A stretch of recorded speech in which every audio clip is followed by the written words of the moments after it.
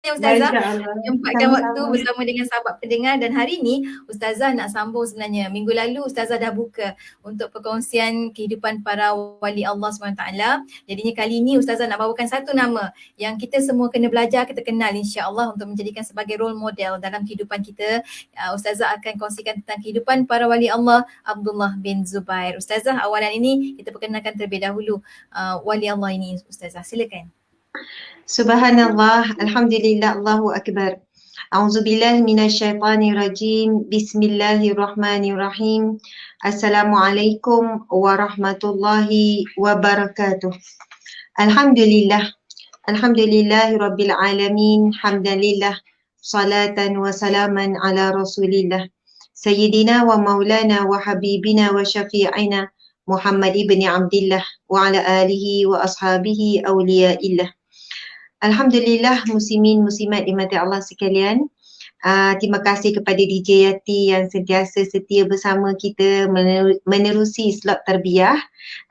Beliau telah menjadi penerbit berapa tahun dah ya DJ Yati? Penerbit untuk slot tarbiyah ni berapa tahun dah DJ Yati? Untuk tarbiyah dah dalam 5 tahun ke Ustazah, macam tu, 5 ke 6 tahun lah. Subhanallah, tak bertukar orang membawa maksud IQ memang memberikan kepercayaan kepada DJ Yati untuk membawa slot yang berat sebenarnya. Tajuk tarbiyah itu sendiri berat dan kita tahu saban bulan kan bertukar selalu penyampai untuk slot ni. Bermaksud DJ Yati lah orang yang paling ramai bertemu dengan alim ulama, subhanallah, dan paling banyak pengalaman dan juga ilmu. Masya Allah. Okey, jadi tuan-puan sekalian, para pendengar Radio IKIM dan juga yang mengikuti menerusi page IKIM dan juga page Ustazah Asma Harun, Masya Allah. Walau di mana pun anda berada, mudah-mudahan kita semua dalam rahmat, dalam barakah. Mudah-mudahan bila kita mendengar tentang kisah-kisah para wali Allah ini, kita ada cita-cita ingin menjadi mengikuti jejak langkah mereka. Subhanallah, nak jadi wali Allah tu rasa macam tak layak, kan jauh sangat kita pun bukan kuat sangat pun nak meleburkan hawa nafsu kita. Kan hawa nafsu makannya, hawa nafsu rehatnya dan sebagainya. Tapi sekurang-kurangnya kalau kita tak mampu kan nak jadi seperti mereka, kita kenal mereka dan kita pilihlah apa amalan. Salah satu amalan mereka buat pun alhamdulillah, mudah-mudahan itu sebagai buktilah kita mencintai para nabi, para wali Allah dan sebagainya. Okey, tuan-puan yang dirahmati Allah sekalian, untuk kisah yang pertama wali Allah, kita petik, kita ambil daripada kisah Abdullah bin Zubair. Masya Allah, Abdullah bin Zubair. Muslimin muslimat, sahabat-sahabat sekalian, Abdullah bin Zubair ini anak kepada Zubair Al-Awwam. Zubair, ayah dia lah merupakan seorang sahabat Nabi SAW. Manakala isterinya, isteri Az-Zubair ni namanya Asma binti Abu Bakar. Kan, anak kepada Saidina Abu Bakar radhiyallahu anhu. Kemudian kita tahu kehidupan Abdullah bin Zubair ni daripada kecil. Dan Abdullah bin Zubair adalah anak ataupun kita sebutkan bayi yang pertama lahir setelah hijrah. Ketika peristiwa hijrah daripada Mekah ke Madinah, tuan-puan para pendengar sekalian, Sayyidatina Asma binti Abu Bakar, anak Sayyidina Abu Bakar, kakak kepada Sayyidina Aisyah ni, dalam keadaan sarat mengandung. Masya Allah. Maksudnya dia bersama dengan ibunya dalam kandungan menempuh perjalanan hijrah yang sangat sukar. Dan setelah lahir Abdullah kan, sampai di Madinah lahir, Masya Allah, disambut dengan kegembiraan umat Islam, Masya Allah, kan, dengan disebut sebagai anak hijrah, subhanallah, anak yang pertama lahir setelah peristiwa hijrah, Masya Allah. Dan kita lihat apa yang berlaku ya, selepas kelahiran Abdullah bin Zubair ini, saya membacakan sebuah hadis yang disampaikan panjang ni daripada Ja'far bin Muhammad bin Amr Al-Ahmasi. Dia punya rentetan daripada kitab ni, tuan-puan sekalian, panjang untuk menceritakan sampailah kepada hujung cerita tu daripada nak kata perawi-perawi yang nak menguatkan kisah ini adalah kisah yang benar tentang Abdullah bin Zubair. Okey, saya ambil hujungnya saja. Masya Allah. Duhai menceritakan kepada kami, Syuaib bin Ishaq menceritakan kepada kami dari Hisham bin Urwah dan Fatimah binti Muzir.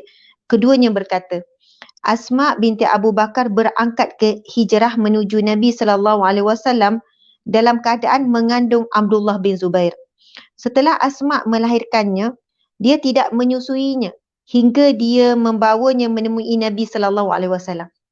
Tak susu, tak apa, jumpa Nabi dulu. Bawa baby yang bernama Abdullah bin Zubair ini jumpa Nabi. Lalu beliau mengambilnya, meletakkannya di kamarnya. Lalu meminta kurma untuk mentahniknya dengan kurma itu. Nabi SAW ambil, masuk Abdullah bin Zubair dalam kamar dan meminta kurma untuk mentahnikkan dengan kurma itu. Jadi, makanan pertama yang masuk ke perutnya adalah air ludah Rasulullah SAW. Lalu baginda menamakannya Abdullah. Subhanallah. Jadi istimewanya Abdullah bin Zubair, makanan pertama, sesuatu yang masuk ke dalam perutnya adalah air liur Rasulullah SAW. Dan namanya juga dipilih oleh Rasulullah SAW. Subhanallah. Syuaib dalam hadisnya berkata, lalu Rasulullah SAW meminta diambilkan sebutir kurma kering. Aisyah berkata, selama beberapa saat kami mencarinya hingga akhirnya kami menemukannya. Setelah itu beliau mengunyahnya lalu meletakkannya di mulut Abdullah. Okey. Sahabat sekalian, tahnik ni memang satu amalan sunnah Nabi SAW.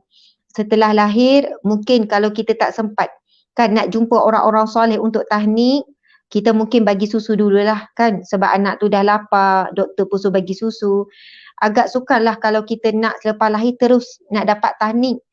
Namun jika tak dapat waktu segera, tak apa, anak tu dah seminggu ke kan, anak tu dah beberapa, umur dah berapa, tuan-puan dimati Allah sekalian, kita kena cari benar-benar orang yang soleh, orang yang beriman, orang yang berakhlak mulia, subhanallah. Kerana apa yang bercampur tu, tahnik ni kan kita ambil kurma, lepas tu orang soleh ni masukkan dalam mulut, kemam, maksudnya sikitlah bercampur dengan bercampur dengan air liur sikit, dah lembek, lepas tu masukkan dalam mulut baby tu. Jadi subhanallah, bayangkan ya, Abdullah bin Zubair ini dia dapat kelebihan tersebut.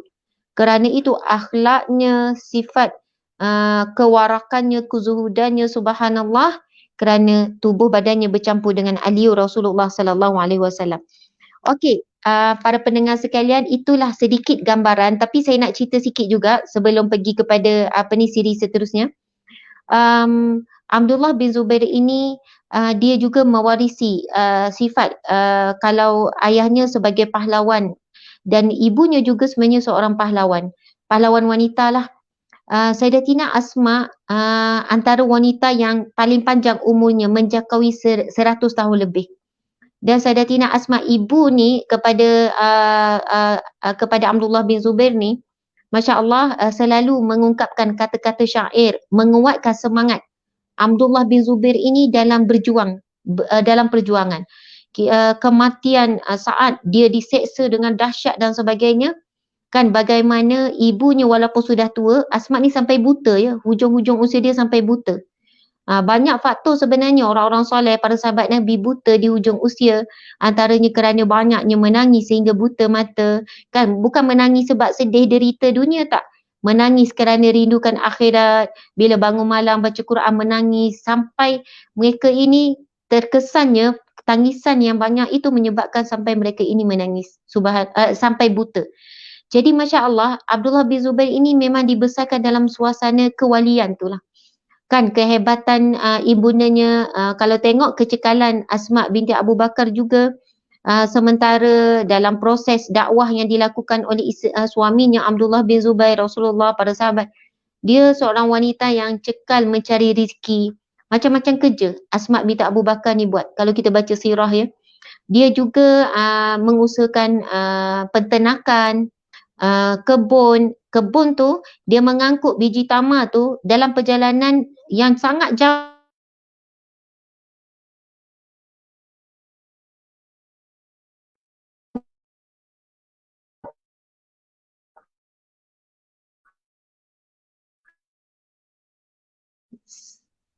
minta maaf. Kenapa boleh masuk? Minta maaf ya. Okey, setakat itu dulu untuk pengenalan. Iaitu bagaimana situasi bayi sahabat Nabi yang bernama Abdullah bin Zubair ni. Masya-Allah. InsyaAllah, insyaAllah. Kita akan berhenti rehat seketika. Untuk sahabat pendengar, jangan ke mana-mana. Teruskan kesetiaan bersama kami tentunya hanya di IKIM Inspirasi Inforia Islami. Ya Allah, Ya Latif, Ya Allah, Ya Kafi, Ya Allah, Ya Hafiz, Ya Allah, Ya Syafi, Ya Allah, Ya Latif, Ya Allah, Ya Kafi, Ya Allah, Ya Hafiz, Ya Allah, Ya Syafi, Ya Allah, Ya Latif, Ya Allah, Ya Wafi, Ya Karim, Anta Allah, Ya Allah, Ya Allah, La ilaha illallah, Muhammadur Rasulullah, La ilaha illallah, Muhammadur Rasulullah. Salawat dan salam buat Rasul junjungan Nabi Muhammad sallallahu alaihi wasallam. Alhamdulillah, waktu ini kita kembali bersiaran bersama dengan sahabat pendengar menerusi rancangan tarbiyah, dan alhamdulillah masih lagi bersama dengan Ustazah Asma Harun. Hari ini kita mengisahkan kehidupan wali Allah yang merupakan muhajirin pertama dilahirkan di bumi Madinah. Masya-Allah. Terima kasih banyak Ustazah bawakan tajuk ini untuk kita belajar tentang kehidupan para wali Allah Abdullah bin Zubair. Ustazah, kita sambung lagi Ustazah perkongsian kita tadi. Silakan Ustazah. Okey, subhanallah, muslimin muslimat, tadi saya sebutkan tentang ibunda Abdullah bin Zubair iaitu ipar kepada Rasulullah sallallahu alaihi wasallam, iaitu Sayyidatina Asma binti Abu Bakar. Muslimin muslimat sekalian, antara yang saya bacakan di sini satu hadis yang menggambarkan bagaimana saat akhir Ibnu Zubair, kita sebutkan Ibnu Zubair pun boleh, Abdullah bin Zubair pun boleh. Subhanallah, antaranya adalah Abu Muhayyah bin Ya'la At-Taimi menceritakan kepada kami dari ayahnya, dia berkata, aku masuk kota Mekah 3 hari setelah Ibnu Zubair terbunuh dan saat itu tubuhnya masih tersalib. Masya Allah. Setelah 3 hari terbunuh, memang saat akhir Abdullah bin Zubair ni diseksa dalam keadaan dia disalib. Maksudnya kayu palang kemudian dia diikat. Begitulah. Lalu datanglah ibunya Asma yang sudah tua, kan, umur dah 100 lebih, tinggi perawakannya, maksudnya seorang yang sangat warak dan sudah buta. Dia berkata kepada Hajjaj, subhanallah, dia berkata kepada Hajjaj, tidakkah tiba waktunya orang yang sedang disalib ini turun? Subhanallah. Kemudian Hajjaj ni berkata, munafik ini, maksudnya walaupun Asma ni buta tapi dia tahu anaknya masih lagi tersalib dalam keadaan telah pun meninggal dunia. Lalu dia berkata, tidakkah tiba waktunya orang yang sedang disalib ini, orang yang sedang diseksa ini diturunkan. Kemudian Hajjaj berkata, munafik ini, dia panggil, maksudnya dia panggil Abdullah bin Zubair ni sebagai munafik. Lalu Asma berkata, demi Allah, dia bukan orang munafik. Sungguh dia banyak berpuasa, banyak bangun malam dan anak yang berbakti. Subhanallah.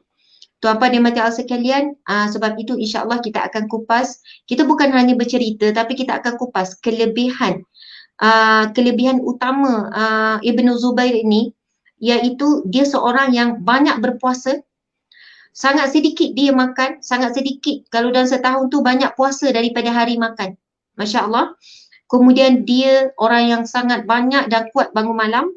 Kemudian dia anak yang sangat berbakti. Jadi bila Asma sebut 3 perkara ini, jadi tuan-puan sekalian, ini antara ciri utama sifat kewalian yang ada pada Ibnu Zubair ini, Abdullah bin Zubair ini, iaitu dia banyak berpuasa, dia bangun malam dan juga dia anak yang sangat berbakti. Lalu Hajjaj berkata, pergilah hai perempuan tua, engkau sudah buta. Macam itulah. Maksudnya Hajjaj ni pun halau. Ini munafik ni. Maksudnya Hajjaj ni adalah ketika itu seorang yang musyrik. Asma berkata, demi Allah, aku tidak pernah Aku tidak pernah dia kata buta, pekak macam tu sebab wanita tua kan. Pergilah engkau kan, pergilah engkau, dia halau. Kemudian Asma berkata, demi Allah, aku tidak pernah pekak sejak aku mendengar Rasulullah sallallahu alaihi wasallam bersabda, dari Saqif akan muncul pendusta dan perosak. Si pendusta kami telah melihatnya, sedangkan si perosak adalah engkau wahai Hajjaj. Subhanallah. Asma ni, tuan-puan dan puan sekalian, daripada zaman dia muda, dia dikenali, bukan saya lah, memang nama saya Asma. Tapi kita sedang cerita ni tentang Asma anak Sayyidina Abu Bakar. Masa peristiwa hijrah, dia mainkan peranan yang besar. Kita tahu dia sangat berani, masa tu dia dah mengandung. Kan dia tak panjat Bukit Sur yang berbatu-batu hantar makanan. Waktu yang sebenarnya bukan selamat, waktu yang menakutkan. Sebab pembunuh upahan, penjahat apa semua sedang kejar Rasulullah dengan Abu Bakar. Dia pada waktu malam seorang-seorang dia pergi hantar makanan dalam keadaan yang suasana yang sangat bahaya. Lepas tu bila Abu Jahal jumpa dia kan, dia pun berani menjawab, mempertahankan dan menjaga rahsia yang dia tahu di mana sampai dia ditampar sampai berdarah, tercabut anting-anting dan sebagainya. Maksudnya dia dah biasa dikasari dan dia tetap teguh menyimpan rahsia dan sebagainya.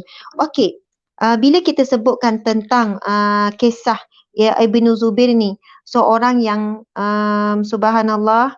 Okey, saya sekejap, saya banyak tanda hadis ni, tapi waktu kita kan suntuk, saya akan pilih berkata orang yang bersih dan Islam baca Al-Quran, ayahnya Zubair, ibunya Asma. Okey.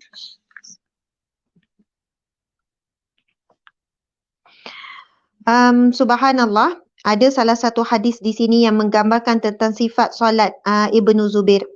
Daripada Abu Bakar bin Malik menceritakan, kan, daripada Abbas bin Walid An-Narsi menceritakan kepada kami cerita-cerita yang disampaikan tu, sehinggalah mereka menyebutkan Al-Zanji menceritakan kepada kami, dia berkata, aku mendengar Amr bin Dinar berkata, aku tidak pernah melihat seseorang yang lebih bagus solatnya daripada Abdullah bin Zubair.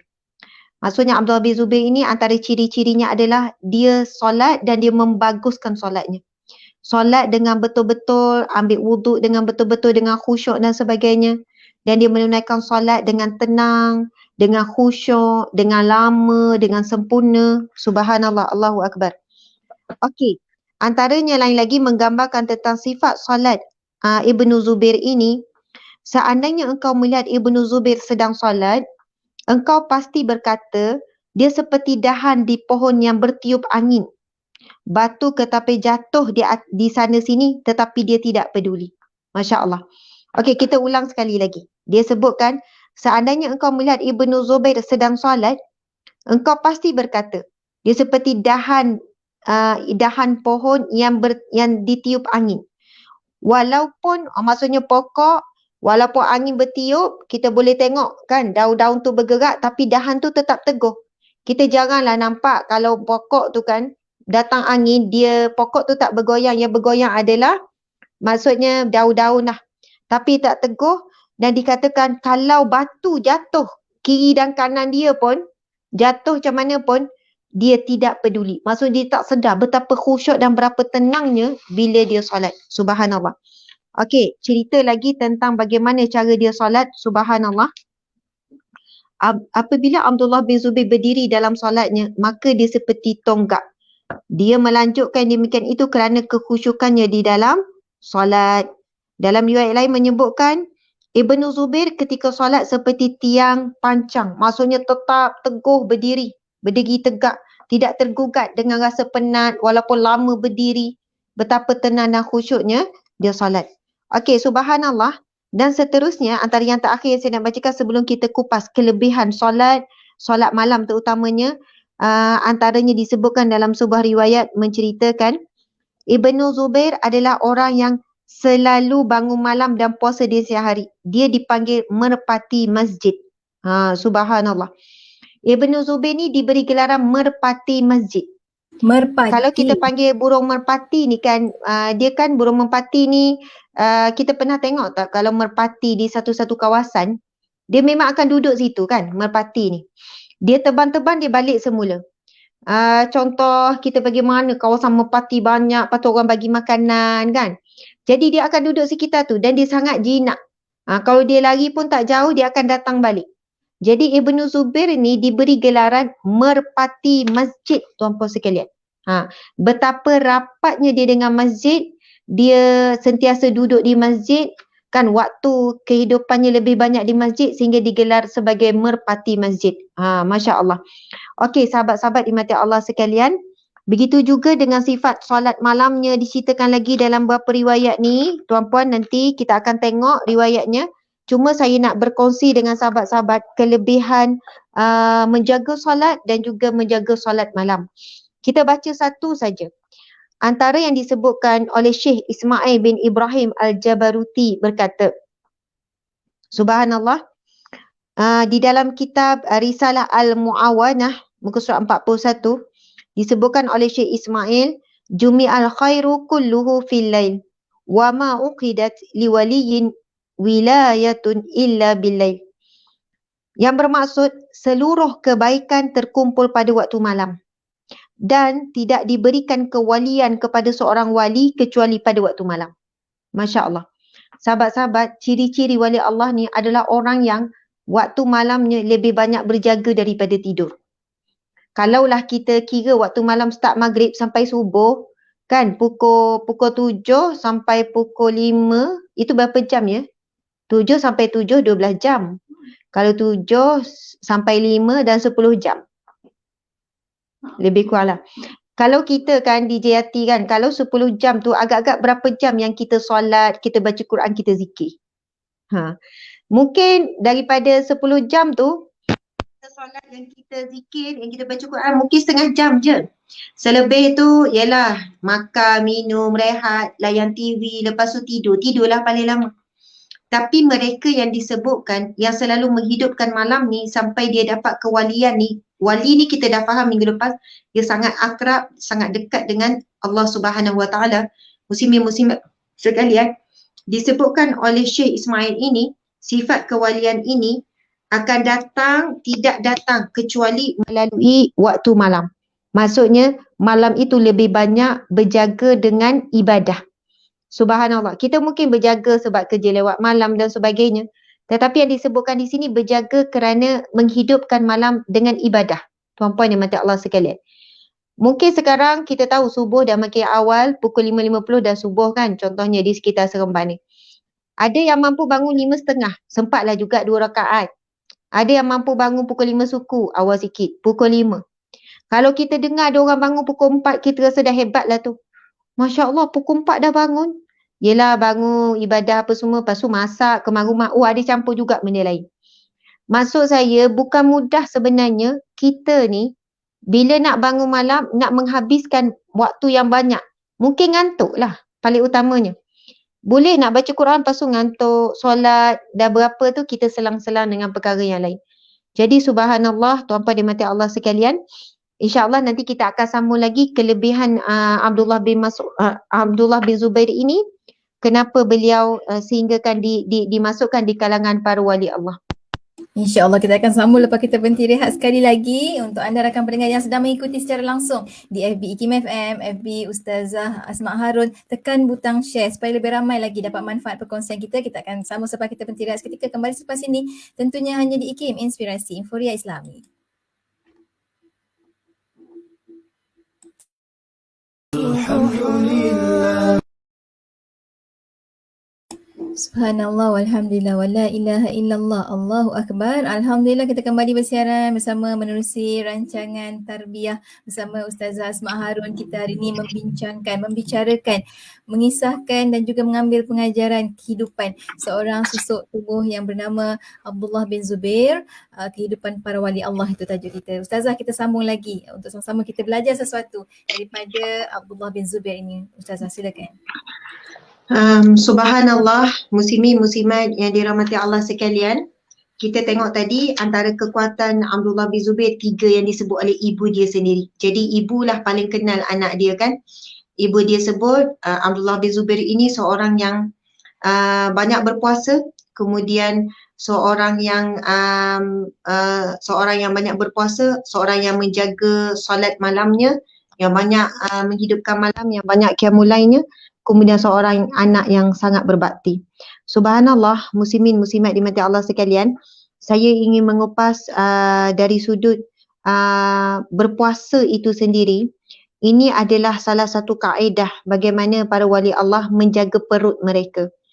Kan, menjaga dan sangat berhati-hati memasukkan sesuatu ke dalam perut mereka. Dan kita tahu, tuan-tuan di mata Allah sekalian, perut menjadi sebab utama membentuk hati kita. Apa yang kita makan lah maksudnya. Kan, bukan sekadar kita memastikan makanan itu makanan yang baik, makanan yang sihat, makanan yang halal, tetapi bagaimana sumber makanan tersebut. Jadi bila para wali Allah, orang soleh, para sahabat Nabi banyak berpuasa, itu adalah ikhtiar mereka untuk menjaga apa yang masuk pada perut tu benar-benar yang bukan sekadar yang halal tapi yang barakah. Kalau kita tengok satu kisah bagaimana kisah Imam Syafi'i, tak silap saya lah Imam Syafi'i ataupun Imam Bukhari, wallahualam, tapi Imam Mu'tabar lah. Bila dia mendengar ada contohnya ada kambing yang hilang dalam kampung mereka, mereka tak makan kambing dalam tempoh yang sangat lama, sebulan, 2 bulan, 3 bulan macam tu. Kenapa? Sebab bimbang kambing yang dia beli di pasar tu bimbang kambing yang hilang tu, yang orang curi tu. Faham ya maksudnya? Masya Allah, ulama-ulama terdahulu padahalnya kalau fikir, kalau dia beli kira sah lah sebab bukan dia curi kan. Tetapi dia punya berhati-hati bila dengar ada kambing yang hilang seekor dalam kampung tu, selama beberapa bulan dia mengharamkan dirinya, maksudnya dia tidak benarkan dia tak makan kambing. Sehinggalah dia membayangkan, okey, mungkinlah dalam tempoh yang lama kambing tu telah pun dijual, telah pun dimakan dan sebagainya. Sampai begitu sekali tuan-puan sekalian, halus dan telitinya mereka, sebab itu mereka rasa sangat selamat bila berpuasa. Masya Allah. Okey, kita tahu perut antara yang menjadi sebab punca semuanya. Kalau orang kata kenapalah susah bangun malam, nak qiyamulai, perutlah puncanya. Kan daripada perut itu, kalau makan tak berkat dan sebagainya, terlebih kenyang, susah untuk bangun malam. Daripada perut, sebab itu Nabi kata, tidak ada perkara yang lebih buruk, yang umatku isi, kantung yang lebih buruk yang diisi oleh umatku, melainkan perutnya. Subhanallah. Dan Nabi SAW bersabda dalam hadisnya, la yadkhulu jannah lahmun nabata min haram, tak akan masuk syurga orang yang tumbuh dagingnya daripada sumber yang haram. Subhanallah, Allahu Akbar. Okey, sahabat-sahabat dimati Allah sekalian, dan jika kita tak menjaga sumber makanan ni, ia beri kesan yang banyak lah. Kan, tidak macam-macam lah, tidak dapat doa kita tidak diterima oleh Allah, terhalang doa, kemudian tidak mendapat petunjuk, pedoman yang benar dalam melakukan suatu ibadah, kerana makanan membuatkan kita berat untuk melakukan ibadah. Terutamanya ibadah yang melibatkan tubuh badan. Kan, zikir, baca Quran, menuntut ilmu, semua itu menggunakan tubuh badan kan. Mungkin bagi orang kaya sedekah itu mudah, keluar duit macam tu je. Tapi yang melibatkan tubuh badan ni, ia memang ada berkaitan dengan apa yang kita makan. Subhanallah, sebab ia membentuk darah daging dan membentuk hati kita. Subhanallah, muslimin muslimat. Jadi sebagai antara nak mengemaskan perkongsian kita ni berkenaan Abdullah bin Mas'ud, bagaimana dia terkenal dengan seorang yang banyak bangun malam ni, tuan-tuan di mata Allah sekalian, saya ingin membacakan antaranya adalah Imam Syafi'i. Imam Syafi'i ada berkata berkenaan dengan kelebihan bangun malam. Bismillahirrahmanirrahim. Yang bagi lil alim an yakuna lahu khabi'atun minal amali salih fima bainahu wa bainallah wa la ya'tamidu 'alal ilmi faqat fa innahu qalilun jadwa fil akhirah. Subhanallah. Yang berkata ni seorang ulama hebat. Imam Syafi'i juga wali Allah, tuan-puan sekalian. Maksudnya kita kan mazhab Syafi'i, kita tahu Imam Syafi'i seorang yang sangat bijak, ilmuwan, Masya Allah. Kalau dikumpulkan seluruh orang alim pada zaman sekarang masih tak boleh menyamai keilmuan Imam Syafi'i. Tapi perhatikan apa yang Imam Syafi'i sebut. Imam Syafi'i sebut sewajarnya bagi orang alim hendaklah memilih sesuatu yang disembunyikan daripada amal soleh antara dirinya dengan Allah. Dia hendaklah tidak menyandarkan kepada ilmu sahaja kerana ilmu faedahnya sedikit di akhirat. Masya Allah. Okey, apa yang Imam Syafi'i cuba sampaikan ialah Imam Syafi'i sebut bagi orang alim, bagi orang yang berilmu, kan, bagi orang soleh, bagi kita ni kalau kita nak jadi orang baik lah kan, subhanallah, Imam Syafi'i kata hendaklah memilih sesuatu yang disembunyikan daripada amal solehnya antara dirinya dengan Allah saja. Kita tuan-puan sekalian mesti ada amalan yang memang betul-betul rahsia. Yang tahu kita dengan Allah saja. Suami pun tak tahu. Mesti ada satu amalan yang menjadi betul-betul rahsia. Yang akan tahu, orang tahu bila di mahsyar kelak, bila dibentangkan amalan. Masya Allah. Dan Imam Syafi'i sebut dia hendaklah tidak menyandarkan kepada ilmu kerana ilmu faedahnya sikit saja yang boleh membantu di akhirat kelak. Tapi amalan yang jadi rahsia tu adalah amalan yang sangatlah memberi faedah yang banyak untuk di akhirat. Tuan-puan sekalian, contohnya bangun malam lah. Disebutkan di sini sebenarnya Imam Syafi'i nak menyampaikan rahsia yang betul-betul rahsia bila kita ibadah malam. Mungkin ada waktunya kita bangun malam, kita kejutkan suami ibadah sendiri-sendiri. Ibadah bersama-sama. Tapi boleh saja kita bangun betul-betul pukul 2 pagi, 3 pagi, tengah malam betul-betul suami pun lena, kita bangun perlahan. Kita pun solat senyap-senyap kan. Lepas tu tidur balik. Sehingga kan suami tak sedar pun kita bangun. Sekali-sekala kalau kita dapat buat begitu, itu antara khazanah syurga. Iaitu menyembunyikan amalan soleh. Mungkin amalan lain memang semua nampak suami, nampak anak, nampak ngaji Quran sebab kita duduk dalam keluarga. Tapi mesti cari juga ada amalan yang betul-betul menjadi rahsia antara kita dengan Allah saja tahu dan para malaikat yang melihatlah. Subhanallah, Allahu Akbar. Okey, tuan-puan dimati Allah sekalian. Ada sabda Nabi SAW disebutkan baginda SAW bersabda, "Zaka rajulun bala syaitanu fi uzunai atau qala fi uzuni." Lelaki itu bila diceritakan tentang ada sahabat Nabi yang tak bangun malam, kan, dia tidur malam, bangun-bangun fajar, Nabi sebut lelaki itu dikencing oleh syaitan kedua telinganya atau dia mengatakan kepada telinganya. Masya Allah. Jadi sebab itu ada sebahagian ulama bila ada anak murid yang tak bangun malam, kan, dia kata basuh telinga tu. Sebab apa? Sebab Nabi sebut orang yang tak bangun qiyamul lail ni telinga dia tu sampai tak boleh dengar apa. Tidur lena sungguh. Kan? Dia ibarat seperti dikencing oleh iblis ataupun syaitan sehingga ia tidak terkejut pada waktu malam untuk melakukan ibadah. Baiklah tuan-puan sekalian, saya nak berkongsi 8 cara untuk bangun malam. Ada 8 cara kaedah supaya kita dapat bangun malam.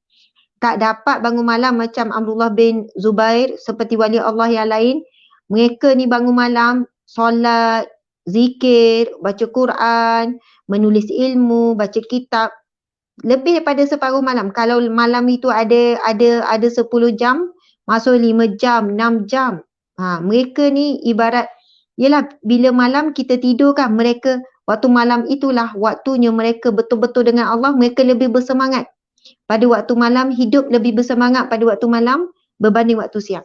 Okey, 8 cara untuk kita bangun malam, subhanallah.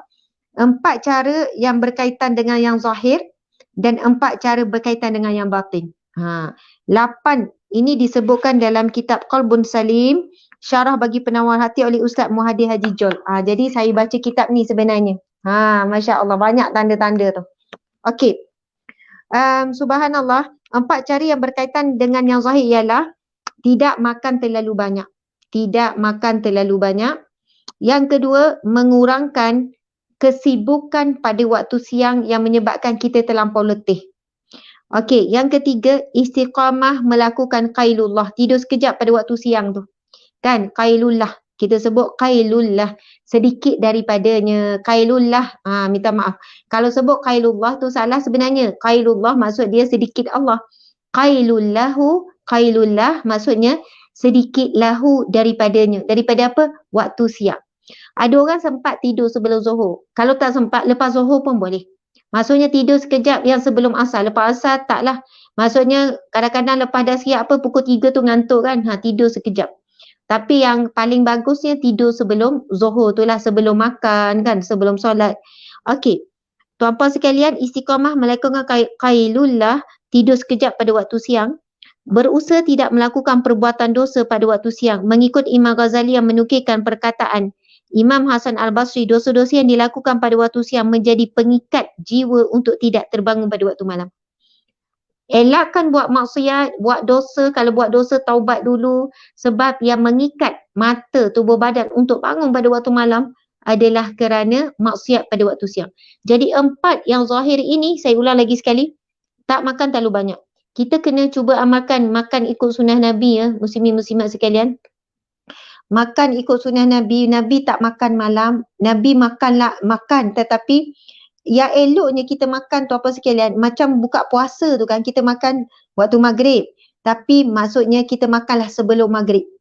Kalau boleh, dah settle dah bab-bab makan ni, lepas maghrib tuan-puan sekalian, itu waktu dengan Al-Quran. Dan paling terbaik kita tidur seawal malam. Lepas isyak tu dah tidur. Bahkan Nabi pernah mencela orang yang masih berborak-borak lepas isyak. Nabi marah. Maksudnya Nabi juga tidur seawal malam dan bangun juga seawal pagi. Masya Allah, pukul 2 pagi, 3 pagi. Kita tahu tidur awal ini adalah sifat dari sudut sains juga tidur yang paling berkualiti. Lagi awal tidur, lagi berkualiti. Berbanding pukul 12 malam ke atas, tidur waktu itu 2 jam, 3 jam menyamai 1 jam pada waktu sebelum 12 malam. Jadi kena usaha dan ikhtiar sebenarnya tidur seawal malam. Subhanallah. Lepas tu kurangkan aktiviti kan, penat, kerja teruk-teruk. Sebab apa? Dengan penat yang terlalu berlebihan membuatkan kita tidur dalam keadaan kepenatan. Okey, kailulah dan tidak melakukan maksiat. 4 lagi cara yang berkaitan dengan batin tu apa sekalian, supaya kita dapat bangun malam. Yang pertama, menjauhkan diri daripada penyakit-penyakit hati. Subhanallah. Semualah penyakit-penyakit hati yang boleh menyebabkan hati kita kotor. Iri hati, dengki, suma'ah, kan, ujub, semualah tuan-puan sekalian, takabur, kan, penyakit hati selalu bersangka buruk pada orang. Okey, yang kedua, itu yang pertama, yang melibatkan batin. Yang kedua, menambahkan rasa takut, khauf atas azab dan siksaan Allah Subhanahu Wa Taala. Jadi kita selalu kena tambahkan rasa takut akan siksaan Allah, menyebabkan kuat untuk kita bangun malam. Kadang-kadang kan nak tidur tu kan kita jadi mikir, takutnya api neraka Allah, takutnya azab kubur. Dan dengan kita selalu mengingatkan ataupun membisikkan ketakutan tu, walaupun mula-mula tak rasa takut, mula-mula tak rasa takut lagi, sebut kat mulut je kan, takutnya, takut. Lama-lama tuan-puan sekalian, kalau kita selalu membiasakan diri dan mengajar diri kita rasa takut dengan azab Allah, lama-lama perasaan takut itu benar-benar hadir. Dan ketakutan itu boleh membantu kita untuk bangun pada waktu malam. Subhanallah. Okey, ini disebutkan oleh seorang tabi'in, Tawus, iaitu seorang tabi'in terkemuka mengungkapkan, in dzakara jahannama tara naumul abidin. Apabila seseorang mengingati tentang azab neraka Jahannam, maka hilanglah rasa mengantuk orang-orang yang beribadah. Betul tuan-puan sekalian, masa kita takut SPM dulu, tak lena tidur kan? Esok SPM, tak lena tidur kalau 2-3 hari nak SPM. Maksudnya memang betul, takut ni menyebabkan tak ngantuk. Masya Allah. Yang kita ni ngantuk ni terlalu relax sangat, tenteram sangat hati kita ni kan. Tu yang baca Quran pun ngantuk, kita kata tenteram dengan ayat Al-Quran. Tapi sedangkan ayat Quran tu kan ada cerita pasal neraka pun ngantuk juga. Maksudnya bukan sebab tenteram jiwa tenang tuan-puan sekalian. Itu jiwa yang terhijab. Na'udzubillah. Jiwa yang terlalu banyak dosa, karak dosa. Sampai bacaan Al-Quran tidak boleh menembusi ke dalam hati kita. Sampai bila baca Quran ngantuk. Itu kena muhasabah tuan-puan sekalian. Banyak punca-punca kan menyebabkan badan kita ni berat bila melakukan ibadah. Yang ketiga, menambahkan ilmu tentang fadilat qiyamul lail berdasarkan Al-Quran, hadis ataupun daripada kalam-kalam ulama. Okey, yang keempat, memperkuatkan keimanan dan kecintaan kepada Allah Subhanahu Wa Taala. Okey, kalau tak mampu kita nak bangun sebab takut kepada azab Allah, bangunlah. Mudah-mudahan kita boleh bangun malam dengan rasa keimanan dan kesyukuran kepada Allah Subhanahu Wa Taala. Allahu Akbar. Muslimin muslimat dimati Allah sekalian, kalau baca kitab ni ada banyak lagi lah perkongsian perkongsian berkenaan dengan kelebihan dan kelebihan bangun malam, bagaimana kita nak ikhtiar untuk bangun malam dan sebagainya. Masya Allah. Jadi saya kira DJ Yati, para pendengar sekalian, Mudah-mudahan kita dapat manfaat walaupun ceritanya tak banyak sangat tentang Abdullah bin Zubair ini, subhanallah. Yang penting kita ikuti. Kita ikuti sifat dan cirinya seorang yang sangat menjaga makan, seorang yang sangat banyak berpuasa, seorang yang sangat menjaga solat, digambarkan solatnya tu dan dia digelar sebagai merpati masjid sebab kuatnya hubungannya dia dengan masjid. Kemudian seorang yang berbakti kepada ibu dan ayahnya. Subhanallah. Moga bermanfaat untuk kita semua. Amin. Sekian. Terima kasih DJ Yati. Terima kasih kepada semua. Assalamualaikum warahmatullahi wabarakatuh. Waalaikumsalam warahmatullahi wabarakatuh. Masya Allah. Moga-moga kita dapat mencontohi. Terima kasih sekali lagi pada Ustazah Asma Harun. Minggu depan kita akan bersama lagi untuk perkongsian seterusnya. Assalamualaikum sekali lagi Ustazah. Waalaikumsalam warahmatullahi. Dan untuk anda rakan pendengar, teruskan kesetiaan bersama kami tentunya hanya di IKIM Inspirasi Inforia Islami.